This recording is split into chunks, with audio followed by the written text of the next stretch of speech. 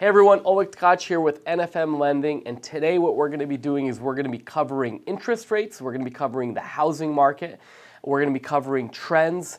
At the same time too, we're going to be going over what does it mean to you if you're a buyer or a seller, how is it impacting you, and then lastly, why is it happening, what's causing rates to go up, and what are the overall projections for the rest of this year, to the next year, to 5 years from now.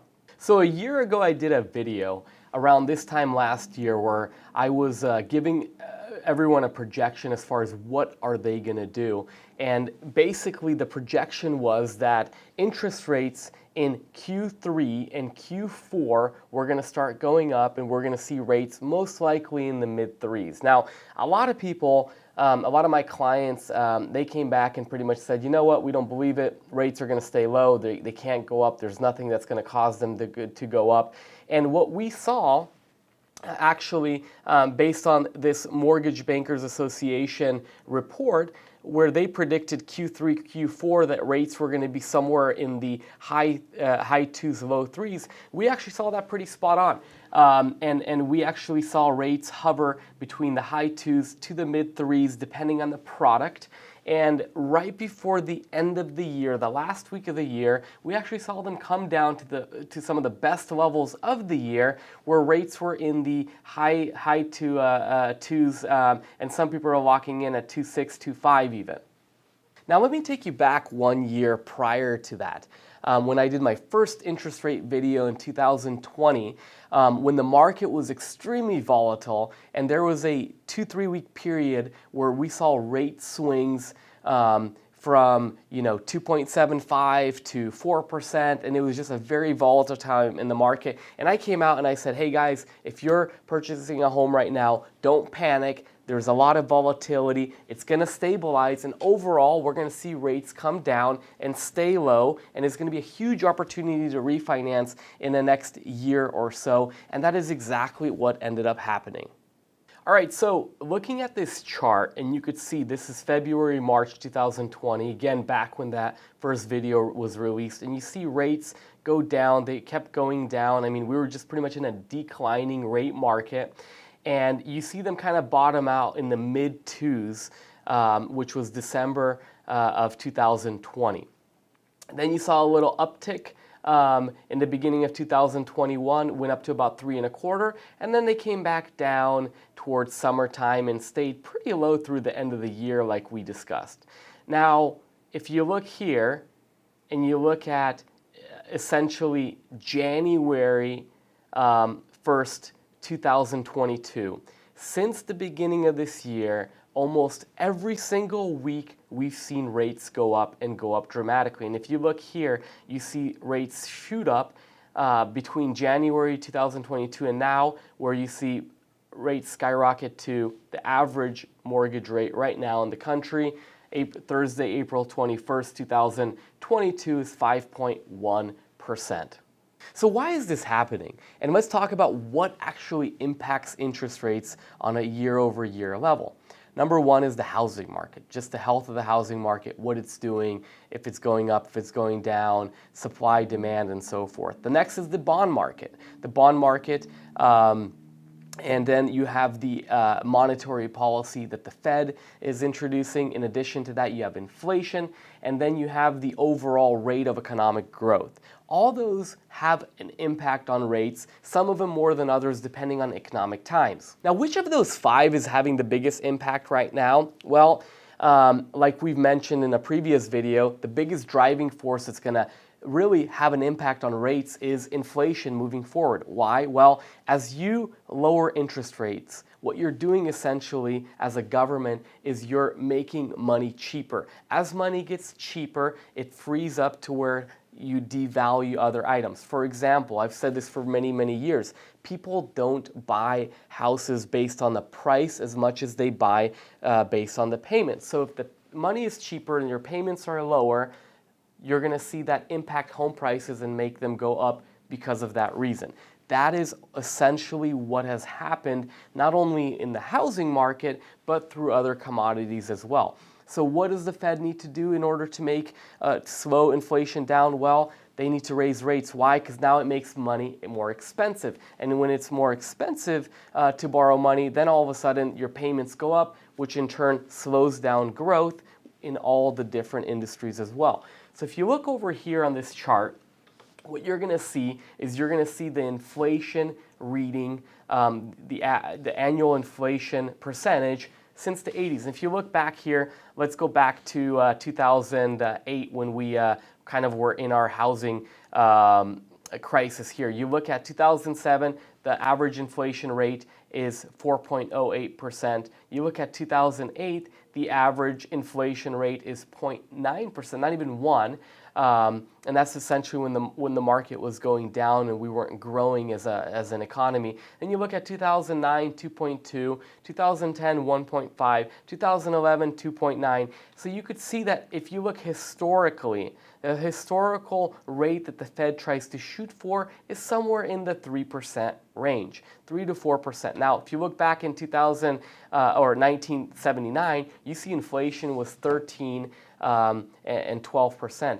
And back then when that happened, the Fed raised rates to double digits because they needed to combat inflation, which it did. And you see inflation after the Feds raised the rates come back down to normal levels. So with that said, when you look at 2020, the inflation rate was 1.36, followed by 2021 last year when it went up to 7.04. That is a 7 times increase of the inflation reading in 1 year. The latest inflation report that came out in March had an inflation report of a year-to-date of 8.5%. So as you could see, the number one mission, and the Fed's been very, very clear on this, that their number one priority this year is to combat inflation, which means raise rates, raise them quickly, and so forth. So we know that currently rates are right around 5% if you're buying a primary residence. Obviously, if you're purchasing an investment property or a second home, they're higher than that. But what is the prediction moving forward? Well, as of right now, the prediction is that rates this year are going to go up by another 1 to 1.5%. When, how fast, no one knows. Could it happen by summer? Possibly. Could it stabilize and happen at the end of the year? Yes. So what does that mean? That means that an average home buyer purchasing a primary home is going to be in the 6 to 6.5 range, which is pretty much the levels that we saw back in 2008 and 2009, which is going to pretty much put us from being at a current 12-year high to potentially at a 20 to 30-year high. So what does it mean to you specifically as far as numbers are concerned if you're a home buyer? Well, let's break down some numbers. The average purchase price right now in the state of Washington is about $800,000 on the west side of the mountain. So if you're purchasing a home for $800,000, and let's just say you're doing a 20% down payment, your loan amount would be $640,000. Here's how the payments break down. So here's a chart that's going to show you what your monthly payment would have been if you purchased last year and got the 2.5% low point where rates were. This is what your payment would have been without taxes and insurance. It would have been $2,529. Now currently, we look at the current rate of 5.125%, and you could see that same home in today's market, assuming the same purchase price, is going to cost you $3,479 plus taxes and insurance. Now over here, the loan 3 scenario is assuming that rates do go up to the 6.5 range. That same home is going to cost $4,045 plus taxes and insurance, which pretty much means that you're paying about $1,600 more for the same home just because of where rates went from the 2.5 to 6.5% range. So this is probably why you saw such an aggressive push from buyers in the first quarter of this year to get under contract. And we saw so many homes go for, $100,000, $200,000, even up to $1 million over ask as people were trying to get in before rates went up. Now let's look at it from a different perspective. Let's just say somebody was pre-approved for a maximum mortgage payment of $4,000. Back in the beginning of this year or end of 2021, they could have afforded a mortgage of $1,054,000. Now, when rates went up to 3.31 middle of January, their buying power got cut down to $1,013,000. When they went up to 4% at the end of January, it cut their buying power down to $931,000. When rates went to 4.5, which was towards the end of February, we saw their buying power get cut down to $876,000. When they went up to 4.8%, their buying power got cut down to $846,000. At 5%, where we currently sit right now, that same buyer, their maximum purchase loan amount would be $821,000. And then if rates go to 5.5%, which it looks like they're going to get there probably in the next 30 days, maybe 45 days based on the trends, their maximum purchasing power loan-wise is going to be $782,000. So as you could see, buyers' purchasing powers is definitely getting impacted on this. And the reason why this is going to help with inflation is, again, going back to what do people buy? People buy payment versus people buying purchase price, which in turn would mean that you will probably start seeing a softening in the market. So you could see as rates go up, buyers' purchasing power goes down. Well, what does that mean to you if you're a seller? Well, if rates continue to go up and all the buyers around us, their purchasing power goes down, you're probably going to start seeing a little bit of a softening in the market. Who knows how much? Is it going to be dramatic? Is it not? It really depends on the supply out there, but it's definitely going to have an impact as people buy payment. Therefore, most likely you're not going to see the craziness of the housing market continue. But again, that is just a prediction. It doesn't mean that's going to happen. The one thing that we've never ever had also in the past is that you right now have 14 times demand for housing supply. Let me repeat that. You have 14 times demand for housing supply. That means for every one home out there, you have 14 buyers that want a home. If the supply continues to stay low, even though rates are going up, we might not see home prices really get impacted, and home prices could potentially continue to go. Again, no one really knows. What we do know is that rates are definitely still going to rise as we continue on through this year. So why is the demand so high for homes? Well, at the end of the day, we know that one of the best investments you could ever make is owning your own home. At the same time, too, a ton of people are trying to combat inflation by parking their money in real estate. Lastly, you have rents that are skyrocketing. And as rents continue to go up, the demand continues to put pressure on buyers or renters to become home buyers. So with all that said, what's going to happen short term with rates? Well, we know they're going to continue going up. When I say short term, we're talking the next 12 months. Now, what's going to happen long term with rates? 2 years, 3 years, 5 years from now? Well, the current prediction, if you look at any country that has dropped rates due to any sort of economic event, just like we did with COVID, you see that it sparks inflation, which then to combat inflation, countries must raise interest rates, which is what we're seeing right now, which then slows down growth, which then puts us in a recession. When a recession happens, which most likely we're going to be in a recession in the first quarter of next year, when that happens, then typically what happens is the country will have to lower their rates down in order to then speed up economic activity again. So what am I trying to say? I'm trying to say that anybody that's buying a home today most likely is not going to keep a 6 to 6.5 or a 5% rate forever. Most likely in the next 5 years, rates are projected to come back down to the 3s, to the high 2s, where most people will refinance back into low monthly payments again. So what are some of the trends right now that we're seeing our buyers do? Well, the biggest trend that we've seen over the last few years is people buying out of state.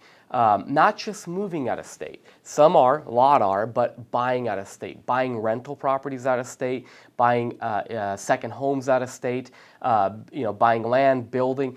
And why is that the case? Well, if you look at Washington State and you look at any high-cost area, and you compare a rental property there, rents versus purchase price, and you compare it to a different state like Texas or Arizona or Florida or North Carolina, South Carolina, the average investor that's buying for cash flow, the average investor is getting a greater rate of return out of state. So that's definitely been a huge trend that we're seeing. Another trend that we're seeing is people that are essentially taking their home and turning it into two. And what I mean by that is taking cash out of their home and using that for another purchase.